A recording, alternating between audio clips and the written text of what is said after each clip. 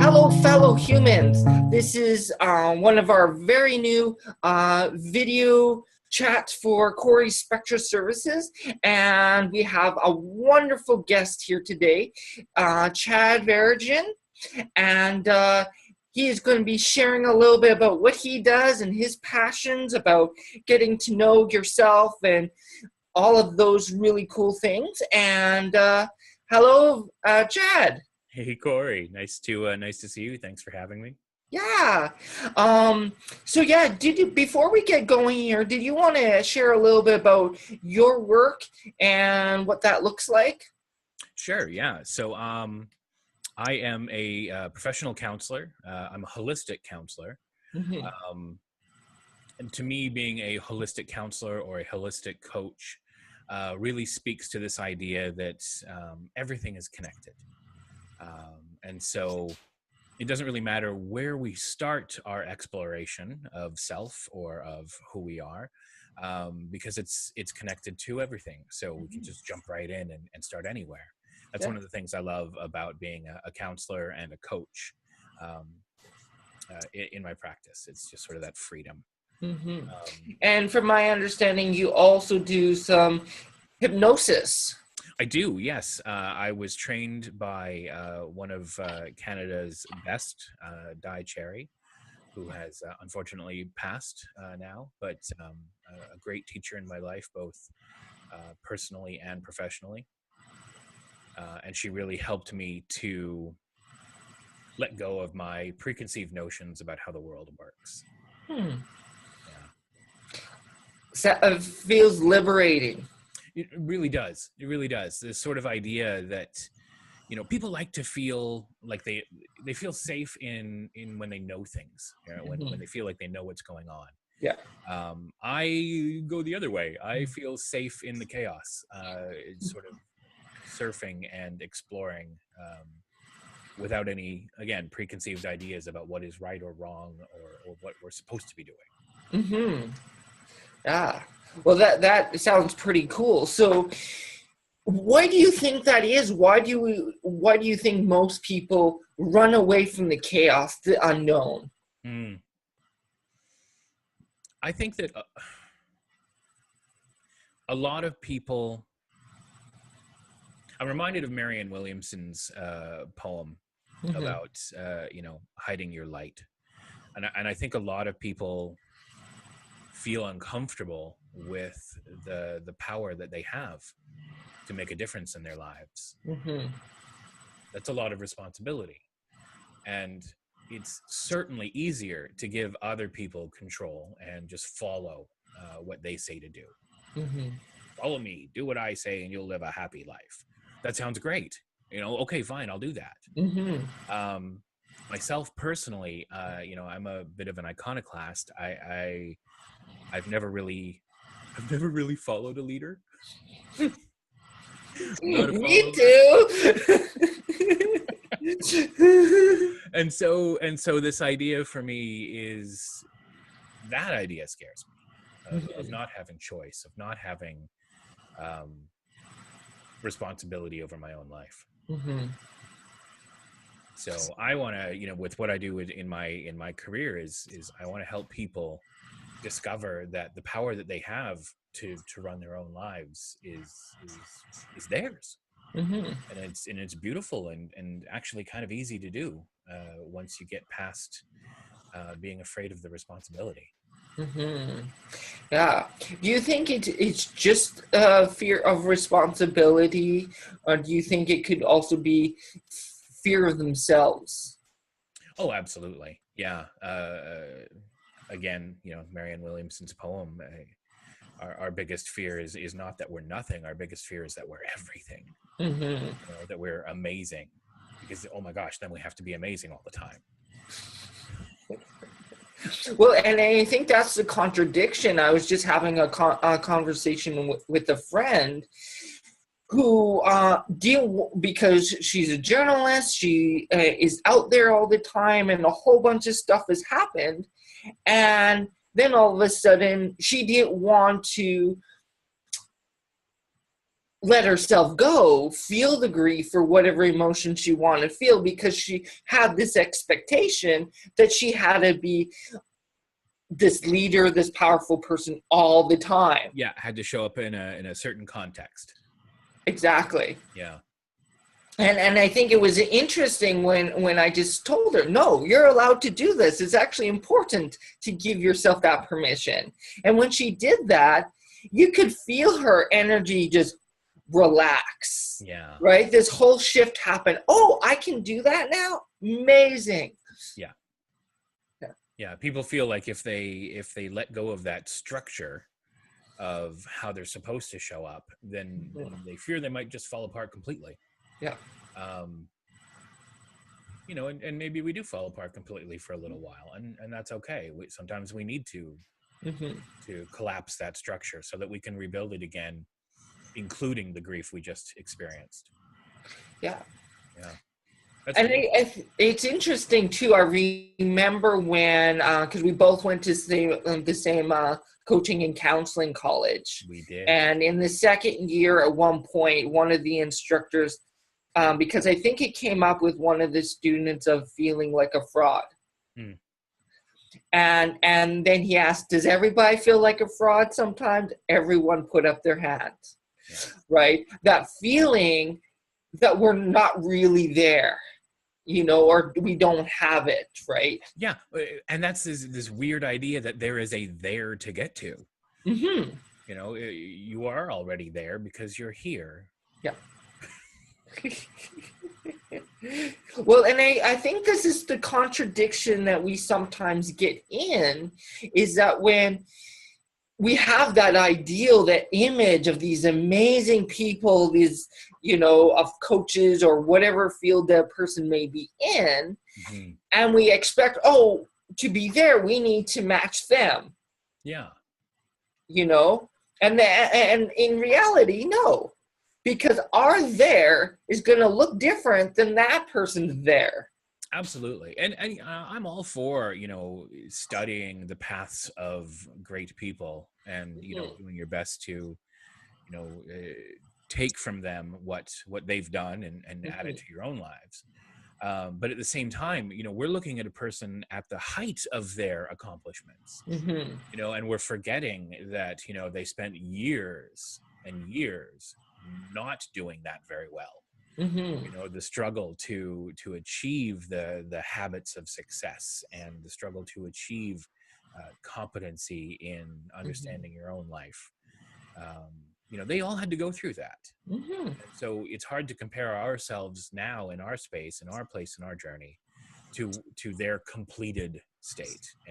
And they're not even done. You know, they're just at a really nice pace right now. You know, people look at Nelson Mandela, for one, you know, and the great things that he achieved. Yeah, absolutely he did. And he also spent several years in prison contemplating how he wants to show up in the world. Yeah. You know, so go to jail for a little while.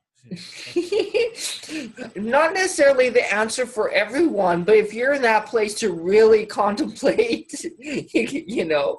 But I do know, like, a lot of these new spiritual gurus and self-help people, they're really good. And I can't even think of any specific names of people, but they had to go through an almost jumping off the cliff period. Yeah. Where they had to have total faith in what they were doing, and they probably did crash on the ground a few times. Absolutely. You know, and then pick themselves up, learn from that lesson, and then they were able to launch from that. Yeah. You know? Yeah. And so, go ahead.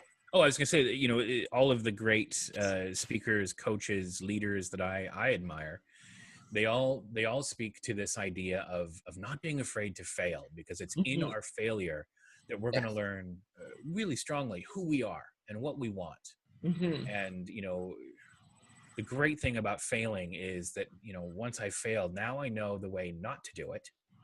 And I'll try it again in a different way, learning from my mistakes. Failure is a beautiful opportunity to learn. I agree. I agree. And yet we still have this resistance Yeah. to failing. Yeah. And yet that is the greatest thing to lifting ourselves up, right? To be able to create that space where, yeah, I may screw up right now, but that's okay. That's part of the process. Exactly. I am learning. Mm-hmm. Yeah. We have a very competitive nature, human beings, and it can guide us. It can help us being competitive. But if we forget sort of the bigger picture and just lock into competition and comparison, yeah, we can lose our way pretty easily. Yeah. And I think this is the interesting thing between healthy competition and unhealthy competition. That unhealthy or the healthy is where you're agreed upon, where you're competing to lift both of each other up, right? Like in a race, maybe, right? But the other is where you bring each other down in order for you to get ahead. Exactly. Yeah, and that's the kind of competition that that North America has really pushed in the last, well, since the 80s. Really, we've been all compete to be at the top at all costs. Who doesn't matter who you step on. Yeah. And I see that changing. I see the world, North America especially, adapting to or adopting this idea of yes, competition, but more collaboration. More connecting with the people around us and trying to understand the needs of everyone and use that as a force in the marketplace as opposed to domination. Yeah, absolutely. And do you feel that need for that competition to drag someone down in order to get ahead, that is at its core about fear and feeling that you're not enough? I would say that sometimes that's there. One of my favorite people, Wayne Dyer, also passed recently. He speaks to this idea that in the first half of our life, it's about competition. It's about getting. It's about achieving, and that's a good thing. It's we're trying to move forward and set our lives up. Yeah. But then in the second half of our life, as we get a little older and we've achieved, we feel maybe confident or stable in our achievement. Then we can focus on the deeper things in life. Yeah. Not that one is more important than the other. They're both equally important, and they both have their time. I think in my 20s I was super aggressive and super confident in my abilities to take over the world. And I still have that goal of world domination, but now it's more about connecting with people. Well, and I think it's interesting we're talking about connecting and that, because one of the biggest writers I really enjoy is Ann Bishop, and she has written a book called Becoming an Ally. And in that, she talks about all the intersectionalities of all the different minority groups and oppression and how they all connect. And one of the key things relating to what we're talking about is she talks about 3 types of power: power over, power with, and power within. Right? So power over is what we're so used to, exactly. that one sense of competitiveness where we need to take from someone else. Right. Whereas the other competitiveness that you're also talking about, that's in the positive sense, is where it's about connecting. Yeah. And a power within where you don't need to take because you've already got it. Yeah. Yeah, that's I love that. That's exactly sort of how I view the work that I do. Once we cultivate an understanding of our own strength and power, we can then go out in the world and not have to try to dominate, not have to try to have power over, because we feel comfortable with the power that we have. Yeah. And then it's about power with people. helping people rise up. And being a leader is more than leading people. It's actually helping them to become leaders as well. Yeah. A leader shouldn't make followers. A leader should make other leaders. Yes. And yeah, I love that 3-tier concept that you just spoke of. And it's interesting you say that, because I've got a Taoist quote right on my wall that actually speaks to that exactly. The greatest leader is the one that leads from behind and they don't even know that you're there. Right? They believe they've done it themselves. Right? And I think that is a real model for how to create leadership and how to be a leader. Yeah. When I was taking my teacher training, I worked with a gentleman named Jesse James, and he had this wonderful concept about being a teacher. And he said, you're not the sage on the stage, you're the guide on the side. And I really liked that, because it takes this guru idea out of the picture. This idea that as a leader or as a teacher, it's not about me. It's not about me being important. It's about what the student can bring to the table, and helping them, encouraging them to go beyond what the limits that they thought they had. But not about being the focus of the attention. To speak to on that topic on a sort of a religious side, that is the philosophy that I saw when I learned about Muhammad. He was like, don't focus on me. Don't draw pictures of me. It's not about me. It's about the word. It's about the work. It's not me.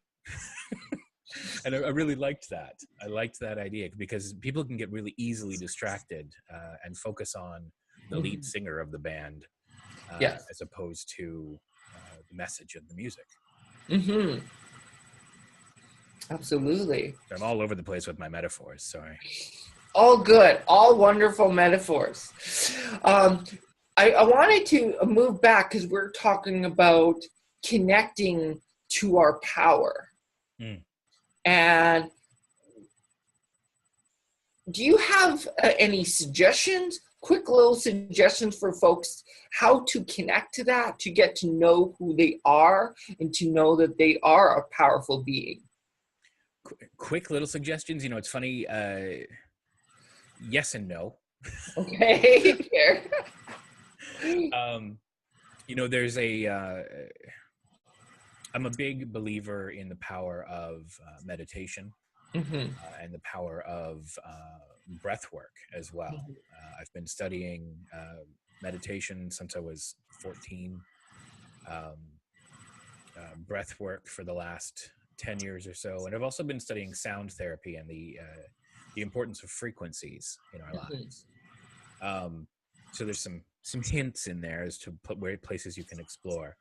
But I find, when we're in moments of stress, when we're in moments of anxiety, we are, maybe getting a little panicky. Maybe your boss is yelling at you, or somebody cut you off in traffic, or you're just unsure of where you're going.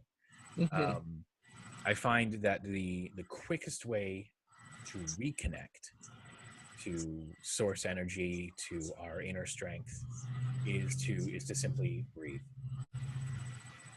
Bring your attention and your focus to your breath for a moment. And there's a quick and easy breath meditation that I like, called the 4-7-8 breath meditation. Inhale through the nose for a count of 4, hold the breath for a count of 7, and then exhale through the mouth for a count of 8. And you do this 3 times. Find your own pace in how to do that. There's a little bit more to it than that, but that's the basics of it. And do 2 or 3 of those, and I find that I'm centered again. I'm connected to my source energy again. Not that I'm ever disconnected, but you can feel disconnected. and it takes away that sense of panic. Mm-hmm. Realigns us. So yeah, that's a quick and easy breath meditation. And if that is even too much to do, that's fine. Just do a couple of deep, slow inhale and exhales. Do 3. Mm-hmm. No, that's awesome. That's not quite the technique I share with folks, but is basically the same idea. Come to the breath. Yeah. Connect with yourself, and then usually the other things will come after that. Absolutely. And there are dozens and dozens of different breathing techniques that have different purposes and intentions. Taoism has, well, I'm familiar with 10 different breathing techniques from the Taoist path, as well as Buddhist, and the different veins of Buddhism, like Zen Buddhism, has different breathing techniques as well. They're all over the place. Mm-hmm. Well, and I think that's one of the wonderful things is that there's these many different techniques that anyone can pick, and there's bound to be one or more techniques that will fit for almost anybody. Absolutely, yeah. And it's not this one size fits all thing. It's like, what do you need? Okay, I need X, Y, and Z, so I'll do this thing over here, or I need A, B, and C, so I'll do this other thing, right? Exactly. And you don't have to pick one and stay with it permanently. No. You have the freedom to choose from all of these. Exactly. And there's so much. I think the other cool thing is now there's so much science and research behind the value of these breathing techniques and meditation, that it is not this woo-woo stuff anymore. It's grounded in science. But I'm always telling folks too, yes, it's grounded in science, but it's also grounded in your experience. Yeah. Right? It doesn't matter if someone else it works for, it matters if it works for you. Exactly. There is no one way. Mm-hmm. There's one direction. Mm-hmm. But there are many, many paths to moving forward. Mm-hmm. Yeah. Cool. Well, I think on that note, we've been chatting for about 20 minutes or so now. It's been awesome having this conversation with you. Yeah. And did you want to just share quickly about how people can get a hold of you? Sure. So I'm currently working with an organization called Being at Full Potential. It's an organization of coaches.